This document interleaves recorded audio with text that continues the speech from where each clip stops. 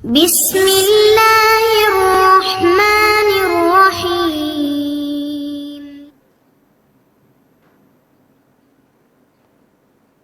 அஸ்ஸலாமு அலைக்கும் வரஹ்மத்துல்லாஹி வபரகாத்துஹு. அன்பிற்குரிய சகோதர சகோதரிகளே, நீங்களும் ஆலிம்களாகலாம் என்ற பாடத்தில் திங்கள் செவ்வாய் ஆகிய 2 நாட்கள் சஹீஹுல் புகாரி என்கிற ஹதீஸ் நூலின் நேரடி தமிழாக்கத்தையும் விளக்கத்தையும் பார்த்து வருகிறோம். இதுவரை 104 ஹதீஸ்களை பார்த்து விட்டோம். இன்றைக்கு 105வது ஹதீஸை பார்க்க இருக்கிறோம். 105வது ஹதீஸ் என்னென்று கேட்டால், ஹத்தசனா அப்துல்லாஹிபுனு அப்துல் வஹாப், நமக்கு அப்துல்லாஹிபுன் அப்துல் வஹாப் என்பவர் அறிவித்தார். அவர் சொன்னார், ஹத்தசனா ஹம்மாதுன், ஹம்மாது நமக்கு அறிவித்தார். அவர் யார் வழி அறிவித்தார்னா, அன் ஐயூப, ஐயூப் வழியாக அறிவித்தார். அவர் யார் வழி அறிவித்தார்னா, அன் முஹம்மதின், முஹம்மது என்பார் வழியாக அறிவிக்கிறார். அவர் யார் வழி அறிவிக்கிறார்னா, அனிபுனி அபி பக்ரா, அபு பக்ராவுடைய மகன் வழியாக அறிவிக்கிறார். அவர் யார் வழி அறிவிக்கிறார்னா, அன் அபி பக்ரா, அவருடைய தந்தை அபு பக்ரா வழியாக அறிவிக்கிறார். அபு பக்ராங்கிறது சஹாபி. துக்கிரன் நபியு ஸல்லல்லாஹு அலைஹி வஸல்லம், நபி ஸல்லல்லாஹு அலைஹி வஸல்லம் அவர்களை பற்றி பேசப்பட்டது. ரசூலுல்லாஹ் சபையில் உட்கார்ந்து நபிகள் நாயகம் ஸல்லல்லாஹு அலைஹி வஸல்லம் அவர்களை பற்றி கூறப்பட்டது.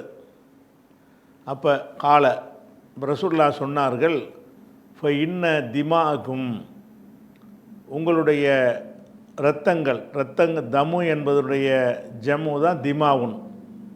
தமு என்றால் இரத்தம், அதை பன்மையில் சொல்வதாக இருந்தால் திமாவுன். இன்ன திமாவுக்கும், உங்களுடைய இரத்தங்களை கொண்டு கருத்து உயிர்கள்னு அர்த்தம். இரத்தங்கள்னால் ரத்தத்தை ஓட்டுறது தானே. ரத்தம் ஹராம்னா என்ன அர்த்தம்? கொல்லக்கூடாதுன்னு ஒரு அர்த்தம். நேரடி அர்த்தம் திமா என்பதற்கு இரத்தமாக இருந்தாலும், இது கருத்தில் வரும்போது உயிருக்கு தான் சொல்லப்படுது. இன்ன திமாக்கும், உங்களுடைய உயிர்களும், அம்பாளுக்கும், உங்களுடைய செல்வங்களும். இந்த ஐஃபன் போட்டதை விட்டுருங்க, அது இந்த ஐஃபன் போட்டிருக்கல, இது அவர் சந்தேகமாக சொல்லக்கூடியது, அது பிறகு சேர்த்துக்கிடுவோம். இதை விட்டுட்டு படிக்கணும். இன்ன திமாக்கும், உங்களுடைய உயிர்களும், அம்பாளுக்கும், உங்களுடைய செல்வங்களும், அலைக்கும் ஹராமுன், உங்கள் மீது ஹராமாகும். அது அடுத்தவனுடைய ஒருத்தன் சொத்து இன்னொருத்தனுக்கு ஹராம், ஒருத்தனுடைய உயிர் இன்னொருத்தனுக்கு ஹராம். அது புனிதம்னு அர்த்தம் கொடுப்பாங்க. ஹராம்னா தடை செய்யப்பட்டது. அடுத்தவனுடைய மானத்தோடு விளையாடுறது ஹராம், அடுத்தவனுடைய செல்வத்தை பறிச்சிக்கிறது ஹராம், அடுத்தவனுடைய உயிரை கொள்வது ஹராம். அப்போ இன்ன திமாக்கும், உங்களுடைய உயிர்களும், அம்பாளுக்கும், உங்களுடைய செல்வங்களும், அலைக்கும் ஹராம், உங்கள் மீது ஹராம். இப்படின்னு இந்த ஹதீஸை ரசூலுல்லாஹ் சொன்னாங்கங்கிறார். இதை அறிவிக்கிற ஆள் முகமதுன்னு ஒரு ஆள் இடையில் வர்றார்ல, இந்த அறிவிப்பாளரை பார்த்தீங்கன்னா இங்கே முகமதுன்னு ஒருத்தர் வருவார். அபுபக்ராவுடைய மகன் வழியாக அறிவிக்கிற ஆள் பேர் முகமது. இந்த முகமது பற்றி தான் இப்போ சொல்ல போகிறாங்க. இந்த முகமது இன்னொரு வார்த்தையும் சேர்த்து சொல்கிறார். அதாவது உங்களுடைய உயிர்களும் உங்களுடைய உடைமைகளும் தான் இதில் இருக்குது. அவர் என்ன செய்கிறாருன்னு கேட்டால், இதோடு சேர்த்து உங்களுடைய மான மரியாதைகளும் என்று ரசூலுல்லாஹ் சொன்னதாக நான் நினைக்கிறேன்கிறார் இவர். இதை கொஞ்சம் உறுதிப்பட சொல்லலை அவர். அதாவது முகம்மதுங்கிற அறிவிப்பாளர் உங்களுடைய உயிர்களும் உடைமைகளும் என்று ரசூலுல்லாஹ் சொன்னதை உறுதியாக சொல்கிறாரு. அதோடு சேர்த்து உங்களுடைய மான மரியாதைகளும் என்பதை ரசூலுல்லாஹ் சொன்னதாக நான் கருதுகிறேன். அந்த வார்த்தையை சொன்னது அவ்வளோ ஒரு ஆத்தன்டிக் அவருக்கு சொல்ல முடியலை. ஏதோ அதையும் சொன்னதாக அவர் நினைக்கிறார்.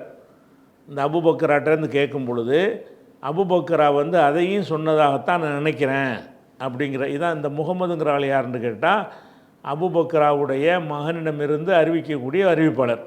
இப்போ இந்த இடத்துக்கு வாங்க. அப்போ இன்ன திமாக்கும், உங்களுடைய உயிர்களும், அம்பாளுக்கும், உங்களுடைய செல்வங்களும், அப்படி நிப்பாட்டிக்கிட்டு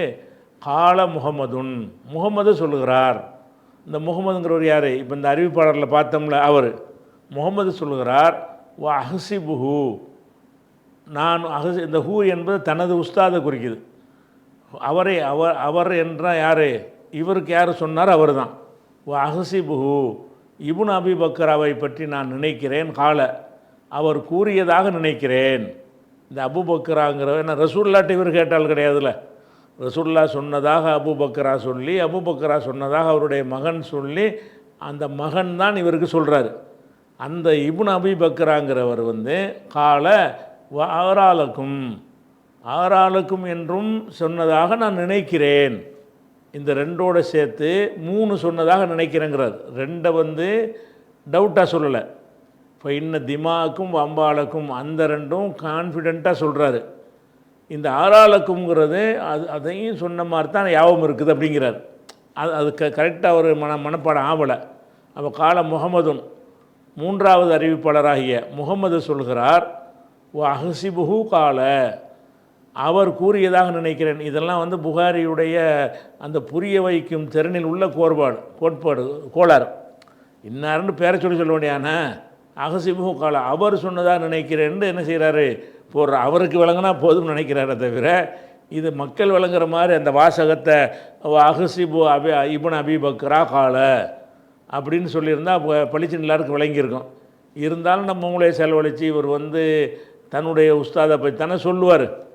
இவர் யார்கிட்ட கேட்டாரோ அவரை பற்றி தான் சொல்லுவார்னு நம்மளாக சிந்திச்சுக்கிட்டு இந்த ஹூ என்பது யாராக இருக்கும், காலங்கிறது யாராக இருக்கும்னு நம்மளாக தான் கணிக்க வேண்டி இருக்கிறது.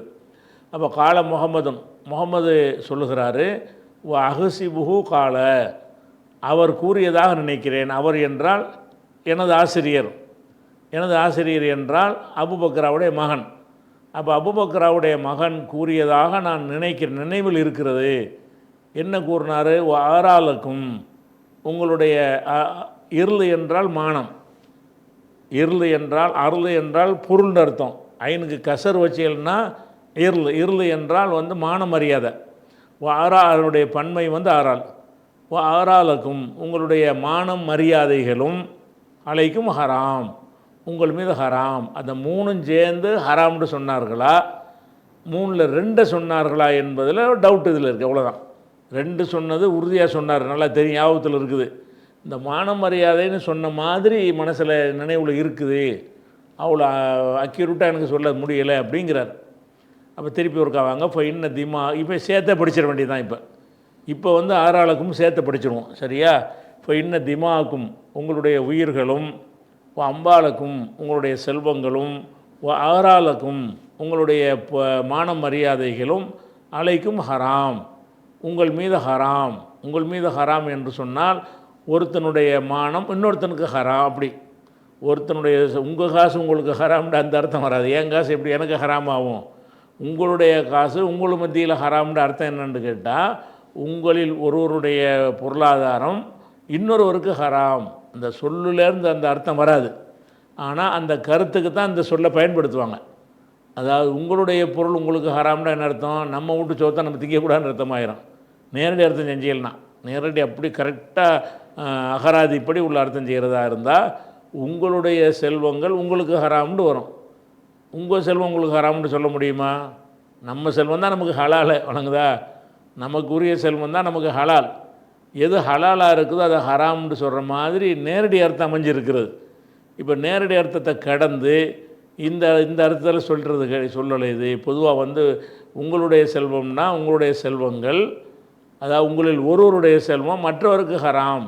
இந்த கருத்து தான் அதில் இருக்குது. அந்த கருத்துடைய வாசகம் இதில் இல்லை. ஆனால் இந்த கருத்தை தான் சொன்னாங்கன்னு யாருக்கு வேணாலும் புரியும். இது நம்ம காசு நமக்கு ஹராம் ஆகாது, நம்ம உயிர் நமக்கு ஹராமும், நம்மளே கொள்ளக்கூடாது, அதை மட்டும்தான் சொல்லுதுங்கிற மாதிரி அர்த்தம் வர்ற மாதிரி வாசகம் இருக்குது. ஆனால் அப்படி அர்த்தம் இல்லை. அப்போ இன்னும் திமாக்கும்னா இன்ன திமா பாலிக்கும் உங்களில் சிலருடைய உயிர்கள், அம்பாலக்கும் பாலு இன்ன திமாக்கும் உங்களுடைய இரத்தங்கள்னால் உங்களில் சிலருடைய இரத்தங்கள் அர்த்தம். அம்பாலக்கும்னா அம்பால பாலிக்கும் உங்களில் சிலருடைய செல்வங்கள், வாராலக்கும்னா வாரால பாலிக்கும், பாலுனா சிலர், உங்களில் சிலருடைய மான மரியாதைகள், அலைக்கும் அலாபாலிக்கும் சிலர் மீது, அலைக்கும்னா உங்கள் மீது நான் அர்த்தம், உங்களில் சிலர் மீது ஹராமுன். அப்போ உங்களில் சிலருடைய மானம், உங்களில் சிலருடைய செல்வங்கள், உங்களில் சிலருடைய மானம் மரியாதைகள் உங்களில் வேறு சிலருக்கு ஹராம், அலைக்கும் உங்கள் மீது ஹராம். இப்போ நேரடி அர்த்தத்தை நம்ம கரெக்டாக செஞ்சிட்டாலும் இதனுடைய கருத்து என்னன்னு கேட்டால், நம்ம செல்வம் நமக்கு ஹராமுங்கிற கருத்து கிடையாது. நம்மில் ஒருவருடைய செல்வம் மற்றவருக்கு ஹராம். இப்போ அலைக்கும் ஹராம், உங்களுக்கு ஹராம் ஆகிவிட்டது. இது அபூபக்கர் அறிவிக்கிறார். எந்த மாதிரி ஹராம் என்று சொன்னால், கஹுர்மத்தி யௌமிக்கும் ஹாதா. ஹுர்மத்துங்கிறது இந்த நாள் எப்படி ஹராமாக இருக்கிறதோ, எந்த நாள் இது துல்ஹஜ்ஜி 10வது நாளில் சொல்கிறாங்க, யோமுன் நகரில் சொல்கிறாங்க. அப்போ இந்த நாள் எப்படி புனிதமாக இருக்கிறதோ அந்த மாதிரி ஃபி ஷஹரிக்கும் ஹாதா, உங்களுடைய இந்த மாதத்தில் துல்ஹஜ்ஜி மாதத்தில் இந்த நாள் புனிதமாக இருப்பது போல் அது புனிதமானது. அல்லது இந்த நாள் ஹராமாக இருப்பது, இந்த நாள் ஹராமான நாள்னால் என்னென்னு கேட்டால், பல விஷயங்களை அந்த நாளில் நம்ம செய்யக்கூடாது. அந்த ஊரில் வச்சு அந்த ஊரில் வச்சு வெளியில் வேட்டையாடுறது அது இங்கே தடுக்கப்படுது. புல் பூண்டு இருந்தால் பறிக்கலான்னு பொதுவான சட்டம் இருக்கிறது. அந்த நாளில் அந்த ஊரில் ஹராமாக போயிடுது. அதனால் அது ஹராம்ங்கிற அர்த்தமும் கொடுக்கலாம், புனிதம்ங்கிற அர்த்தத்துக்கு பதிலாக ஹராம்ங்கிறதையும் கொடுக்கலாம். கஹுர்மத்தி யௌமிக்கும் ஹாதா, உங்களுடைய இந்த நாள் உடைய புனிதத்தை போல, ஃபி ஷஹரிக்கும் ஹாதா, இந்த உங்கள் ஊரில் மக்காவில், இந்த ஊரில்ங்கிறது மக்காவில். அப்போ ஃபி ஷஹரிக்கும் ஹாதா, உங்களுடைய இந்த ஊரில் இந்த நாளில் எப்படி புனிதம் இருக்கிறதோ அந்த மாதிரி தான் அடுத்தவனுடைய உயிர், உடைமை, மானம் எல்லாம் புனிதமானது. அடுத்தவனுடைய உயிரும் புனிதமானது. புனிதம்னா என்ன அர்த்தம்னா, அது கேடு விளைக்கக்கூடாது. அடுத்தவனுடைய சொத்துக்களும் புனிதமானது. ஒரு புனிதமானதை நீ எப்படி பேணுவியோ அந்த மாதிரி இது அடுத்தவன் சொத்து உண்டவன் என்ன செய்யணும், புனிதமானது கொடுக்கக்கூடிய மரியாதை நீ அது கொடுத்துடணும். அடுத்தவனுடைய மானமும் புனிதமானது அப்படின்னு சொல்லி, எது மாதிரி புனிதமானது, இந்த மாதத்தில் உள்ள இந்த நாள் எப்படி புனிதமானதோ அந்த மாதிரி புனிதமானது. கஹுர்மத்தி யௌமிக்கும் ஹாதா ஃபி ஷஹரிக்கும் ஹாதா, உங்களுடைய இந்த துல்ஹஜ்ஜி மாதத்தில், ஷஹர்னா மாதம், உங்களுடைய துல்ஹஜ்ஜி மாதத்தில் இந்த நாள் எப்படி புனிதமானதோ அது மாதிரி புனிதமானது. வேறு ஒரு அறிவிப்பில் ஃபி பலதிக்கும் ஹாதா, உங்களுடைய இந்த ஊர்லேண்டு வரும் மக்காவில், இதில் மாதத்தை வருது, இன்னொன்றில் மக்காவில் எப்படி புனிதமாக இருக்குதோன்னு சேர்த்து வரும் வேறு ஒரு அறிவிப்பில். இதை ரசூலுல்லாஹ் சொன்னதாக அபூபக்கரா அறிவிக்கிறார். அறிவித்து விட்டு மேலும் தொடர்கிறார். எப்படி ரசூலுல்லாஹ் சொல்கிறாங்க, அலாங்கிறதுக்கு அர்த்தம் கிடையாது. அலாங்கிறது ஒரு விழிப்படைய செய்வதற்கு சொல்கிற ஒரு வார்த்தை, ஜாக்கிரதன், அந்த மாதிரி ஒரு அர்த்தம். அலாண்டா என்ன அர்த்தம், எச்சரிக்கை அப்படின்னா நம்ம மொழிபெயர்ப்பில் செஞ்சுக்கிடலாம். அலா லியுபல்லிக ஷாஹிது, வந்திருப்பவர், ஷாஹிது மின்கும், உங்களில் வந்திருக்கக்கூடியவர்கள், அல் ஹாயிப, வராதவருக்கு சொல்லிவிடுங்கள் இந்த செய்தியை. இந்த மூணுமே ஹராமு, அடுத்தவனுடைய உயிர், உடைமை, மானம், இந்த மூணுமே ஹராம் என்கிற ஒரு செய்தியை நீங்கள் உலகத்துக்கெல்லாம் சொல்லிருங்கிறாங்க. லி பல்லிகு ஷாஹிது மின்கும் அல் ஹாயிப், உங்களில் வந்திருக்கக்கூடியவர்கள் வராதவருக்கு இதை எடுத்து சொல்லிவிடுங்கள் என்று ரசூல் ஸல்லல்லாஹு அலைஹி வஸல்லம் சொன்னார்கள் அப்படின்னு வருது. அப்போ இந்த தலைப்பை தான், இந்த 105வது ஹதீஸுடைய தலைப்பு என்னன்னு கேட்டால், வந்திருப்பவர் வராதவருக்கு சொல்லுங்கள்னு தான் தலைப்பு கொடுத்தார். அந்த தலைப்பில் ஒரு செய்தியை சொல்லிட்டார். ஒரு செய்தி என்ன சொன்னார்ன்னு கேட்டால், அதாவது 104வது ஹதீஸ் இருக்குல்ல, அந்த போர் செய்கிறதுக்கு மக்காவுக்கு போவார் இல்லையா, அந்த நேரத்தில் சொன்னதாக 104வது ஹதீஸ் நம்ம பார்த்தோம்ல, போன வாரம் பார்த்தோம். அந்த 104வது ஹதீஸில் என்ன வருதுன்னு கேட்டால், வந்திருப்போர் வராதவருக்கு சொல்லிவிடுங்கள் அப்படிங்கிற ஒரு செய்தி 104ல் எப்போ வருதுன்னு கேட்டால், அங்கே பாருங்க, மக்கா வெற்றியின் போது சொன்னதாக வருது. இந்த வாசகத்தை ரசூலுல்லாஹ் வந்திருப்பொலி பல்லிகு ஷாஹிதுல் காயிப அப்படிங்கிறத சொல்கிறாங்க. இதை 2 இடங்களில் சொல்லியிருக்கிறார்கள். அதாவது நிறைய இடத்துல சொல்லியிருப்பாங்க, 2 இடங்களில் சொன்னதற்கு ஆதாரம் கிடைக்கிறது. ஒரு இடம் என்னன்னு கேட்டால் மக்காவை ஜெயிக்கிறாங்கல்ல அன்னைக்கு சொன்னாங்கன்னு வருது. அதுதான் அந்த 104 ஹதீஸ். மக்காவை ஜெயிக்கும் போது என்ன செய்கிறாங்க, இந்த மக்கா புனிதமானது, இந்த மக்காவில் எந்த ஒரு உயிரையும் கொல்லக்கூடாது அப்படின்ற ரசூலுல்லாஹ் ஒரு எச்சரிக்கை பண்ணாங்களே, அது 104வது ஹதீஸு. அதில் என்ன வரும்னு கேட்டால் வந்திருப்போர் வராதருக்கு சொல்லட்டும்ங்கிறாங்க. அது மக்கா வெற்றியின் போது சொன்னதாக வருது. இது இது மக்கா வெற்றியின் போது சொன்னது கிடையாது. இந்த மாதத்தில் துல்ஹஜ் மாதத்தில் இதை சொல்கிறாங்கன்னு வருது. அப்போ இந்த வாசகத்தை ரசூலுல்லாஹ் 2 சந்தர்ப்பங்களில் சொல்லியிருக்கிறார்கள். எந்த வாசகத்தை?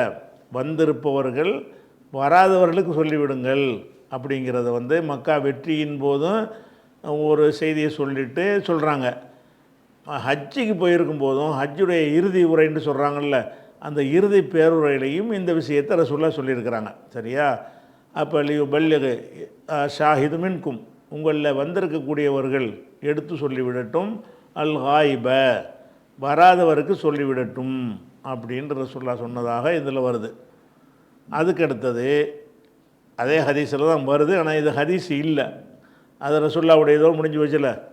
ஓ கான முகமதுன்னு யகூல், இந்த முகமதுன்னு ஒரு அறிவிப்பாளர் பார்த்தோம்ல, அவர் சொல்பவராக இருந்தார். சதக்க ரசூலுல்லாஹி ஸல்லல்லாஹு அலைஹி வஸல்லம், ரசூலுல்லாஹ் உண்மையைத்தான் சொன்னார்கள். இந்த ஹதீஸை சொல்லும் போதெல்லாம் இதை சேர்த்து அவர் சொல்லுவார். இது ஹதீஸ் கிடையாது. இந்த ஹதீஸை சொல்லிவிட்டு முகம்மதுங்கிற அறிவிப்பாளர் என்ன செய்வார்னு கேட்டால், ரசூலுல்லாஹ் கரெக்டாக தான் சொல்லியிருக்கிறாங்க அப்படிம்பார். சதக்க ரசூலுல்லாஹி ஸல்லல்லாஹு அலைஹி வஸல்லம் என்று முகம்மது கூறுபவராக இருந்தார். அப்போ இந்த மாதிரி ஒரு ஹதீஸை அறிவித்தார்னா முகம்மது என்ன செய்வார்னா, ரசூலுல்லாஹ் சொன்னாங்கன்னு எதை சொன்னாலும் சொல்லிவிட்டு சதக்க ரசூலுல்லான்றுவார். இப்போ கான முஹம்மதுன்னு யகூல், முகம்மது சொல்பவராக இருந்தார். சதக்க ரசூலுல்லாஹி ஸல்லல்லாஹு அலைஹி வஸல்லம், ரசூலுல்லாஹ் உண்மைதான் சொன்னார்கள் அப்படின்னு சொல்பவராக இருந்தார்னு சொல்கிறார். இவர் புகாரி இப்போ சொல்கிறார், கான தாலிக்க இதுங்கிறது எதுன்னு கேட்டால் அலாஹல் பல்லகுத்து, அலாஹல் பல்லகுத்து என்கிற ஒரு இந்த சொல்லை மர்ரத்தைனி 2 தடவை ரசூலுல்லாஹ் சொன்னார்கள். கானதாலிக்க மர்ரத்தைனி, இது 2 சந்தர்ப்பங்களிலே இருந்தது. 2 சந்தர்ப்பம் எது? ஒன்று மக்கா வெற்றியாச்சா, அது 104வது ஹதீஸு. 104 அவர் சொல்லிட்டார் புகாரி. 105 வருது, இது ஹஜ்ஜில் இறுதி உரையில் சொன்னதுன்னு சொல்லி. இப்போ கானதாலிக்க மர்ரத்தைனி, இது 2 தடவை இருந்தது. கானதாலிக்க இதை விட்டுருங்க, கானதாலிக்க மர்ரத்தைனி, இது 2 முறை நிகழ்ந்தது.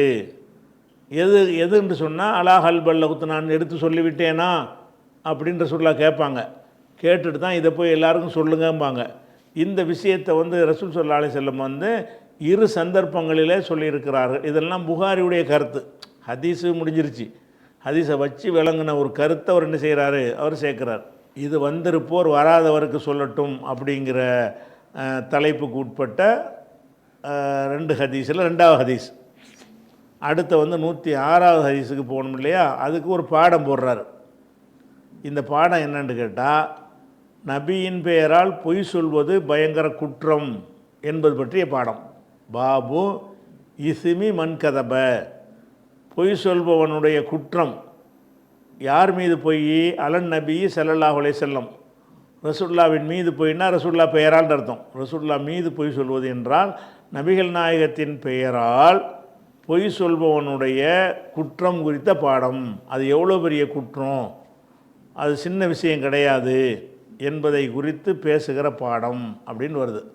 அப்போ நபியின் பெயரால் பொய் சொல்லக்கூடாது, நபியின் மீது பொய் சொல்லக்கூடாதுன்னு வருது. கதப அலன் நபி, நபியின் மீதுங்கிறதுக்கு எதனால் வருதுன்னு கேட்டால், நபியின் பெயரால் சொல்வதுன்னா அவங்களுடைய சொற்களை மட்டும் குறிக்கும். நபியின் மீது பொய் சொல்கிறதுன்னா நபியுடைய செயலை பற்றியும் பொய் சொல்கிறது இருக்குல்ல, அதுவும் சொல்லுவான்ல ஒருத்தன். ரசூலுல்லாஹ் இப்படி சொன்னாங்கன்ட்டு சொன்னால் அவங்களுடைய சொல்லில் பொய் சொல்கிறான். ரசூலுல்லாஹ் இப்படி செஞ்சாங்கன்ட்டு சொன்னால் அவங்களுடைய செயலில் பொய் சொல்கிறான். அப்போ 2ஐயும் குறிக்கணுங்கிறது தான் இந்த கதப அலன் நபியின் போட்ட தலைப்பு கொடுத்துருக்கிறார். பாபு இஸ்மி மன் கதப அலன் நபியி, நபியின் மீது பொய் சொல்பவனுடைய குற்றம் குறித்த பாடம். இஸ்மி என்றால் குற்றம், பாவம், அது பற்றி பேசுகிற பாடம் அப்படின்ற ஒரு தலைப்பை கொடுத்துட்றாரு. கொடுத்துட்டு அந்த மாதிரி ஹதீஸாக கொண்டு வருவார். 106வது ஹதீஸ். ஹத்தசனா அலி இப்னுல் ஜாதி. அலி இப்னுல் ஜாதி என்பவர் நமக்கு அறிவித்தார். கால அவர் சொல்கிறார், அஹ்பரனா ஷுபத்து, ஷோபா எங்களுக்கு அறிவித்தார். கால ஷோபா சொல்கிறார், அஹ்பரணி மன்சூரன், மன்சூர் அறிவித்தார். கால அவர் சொல்லுகிறார், சமீத்து ரிபிய இப்ன ஹிராஷின், ரிபி பின் ஹிராஷ் என்பவர்கிட்ட நான் செவியிட்டிருக்கிறேன். மன்சூர் சொல்கிறாரு, ரிபி பின் ஹிராஷ் என்பவர்கிட்ட நான் செவியிட்டிருக்கிறேன். யக்கூலு அவர் கூறுகிறார், சமீத்து அலியன், அலி கூற நான் செவியிட்டிருக்கிறேன். அலியன் யக்கூலு, அலி அவர்கள் கூற நான் கேட்டிருக்கிறேன். அலிட்டு கேட்குறார். அறிவிப்பாளர் அலி. என்ன அலி சொல்கிறாங்க என்று கேட்டால், காலன் நபி ஸல்லல்லாஹு அலைஹி வஸல்லம், ரசூல் ஸல்லல்லாஹு அலைஹி வஸல்லம் சொன்னார்கள், லா தக்திபு அலைய, என் மீது நீங்கள் பொய் சொல்லிவிடாதீர்கள். லா தக்திபு அலைய, என் மீது நீங்கள் பொய் சொல்லிவிடாதீர்கள். ஏன் பொய் சொல்லாதீங்கன்னு சொல்கிறாங்கன்னு கேட்டால் அது காரணத்தையும் சொல்கிறாங்க. ஃபைன்னஹு மன் கதப அலைய, யார் என் மீது பொய் சொல்கிறானோ, ஃபல் எலிஜின் நார், அவன் நரகத்தில் நுழைந்து கொள்ளட்டும். வளஜ என்றால் தகல, வளஜ என்றால் என்ன, தகலன்னா நுழைந்தான்னு சொல்கிறோம்ல, அந்த நுழைந்தான் என்ற கருத்தை தரக்கூடிய இன்னொரு சொல்லு தான் வளஜ என்பது. வளஜ என்பதனுடைய வருங்காலம் எவுலிஜின்னு வரும். எஃப்இலுன்னு வந்துச்சுன்னா வாவு போயிடும். எவுலிஜுன்னு இருந்ததில் வாவு எலிஜுன்னு வந்துடும். அப்போ அம்ரு காயிபில் என்ன செய்வோம், அம்ரு காயிபில் லி எலிஜ், வளஜ எலிஜு, எலிஜுன்னா நுழைவான். அந்த எலிஜு என்பதில் அம்ரு காயிபுனா கசர் வச்ச லாம சேர்த்துருவோம்ல, லி எலிஜ், லி எஃப் அல் அப்படின்னு சொல்கிற மாதிரி என்ன செய்யணும், லி எலிஜுன்னா அவன் நுழையட்டும்னு அர்த்தம்.